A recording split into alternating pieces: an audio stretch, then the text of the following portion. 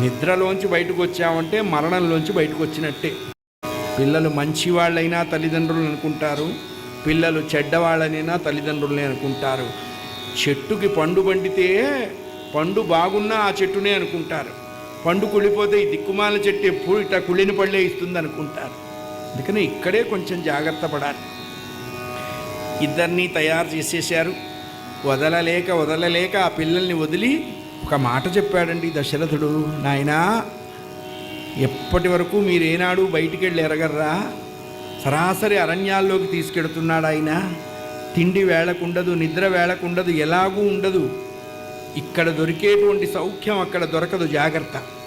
ఏమండి, వాళ్ళు సూర్యవంశపు రాజకుమారులు కదా, ప్రోటోకాల్ అంతా ఇస్తే కాదంటారా? అవి కుదరదు. ఎవరితో ఎక్కడికి ఎలా వెళ్ళినప్పుడు ఎలా ఉండాలో రాముణ్ణి చూసి మనం నేర్చుకోవాలి. అది రాముణ్ణి చూసి మనం నేర్చుకోవాలి. వెళ్ళండి నాయనా అన్నారు. అలా పిల్లల్ని తీసుకొని ఒక వనంలోకి వెళ్ళి ఆ వనంలో ఆ రాత్రి చక్కగా వాళ్ళు నిద్రపోయే ముందు వాళ్ళకి బల అతిబల అనే విద్యలను ఉపదేశం చేశారు. పిల్లలకి మంచి కందమూలాలు ఇచ్చారు. పచ్చిగడ్డికేసి పడుకోబెట్టారటండి. హంసతూలికా తల్పం మీద పడుకునేవాళ్ళు పచ్చిగడ్డి మీద పడుకున్నారు.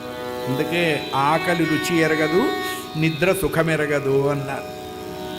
నిద్రపోయినారు. తెల్లవారింది, సూర్యుడు వస్తున్నాడు. ఈ పిల్లలు లేవలేదు. విశ్వామిత్రుడు చాలా పిలిచాడు, లేవల. కౌసల్య సుప్రజా రామా పూర్వా సంధ్యా ప్రవర్తతే ఉత్తిష్ట నరశార్దూల కర్తవ్యం దైవమాన్హికం.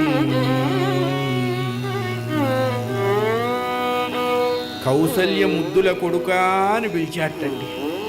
అంటే ఆయన ఎందుకు పడుకున్నాడో అన్నారు. వాళ్ళ అమ్మ పేరుతో పిలవాల ఆయన. మా అమ్మ పేరుతో పిలిస్తే లేదాలే.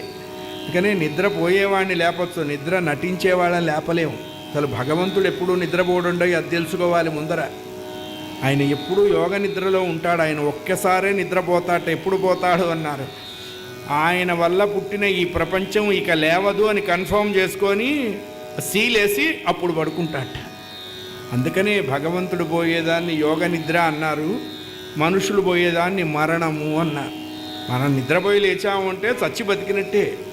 ఆ నిద్రపోయి ఆ మొహంతో అలా వచ్చామనుకోండి బయటికి, అంతకుముందు నిద్రలేచి మొహం గడుక్కున్న వాళ్ళు ఏమంటారు? నాయన మొహం గడుక్కో, చూడలేక చస్తున్నాం. నిద్రలోంచి బయటకు వచ్చామంటే మరణంలోంచి బయటకు వచ్చినట్టే. పిల్లలు మంచివాళ్ళైనా తల్లిదండ్రులు అనుకుంటారు, పిల్లలు చెడ్డవాళ్ళనైనా తల్లిదండ్రులనే అనుకుంటారు. చెట్టు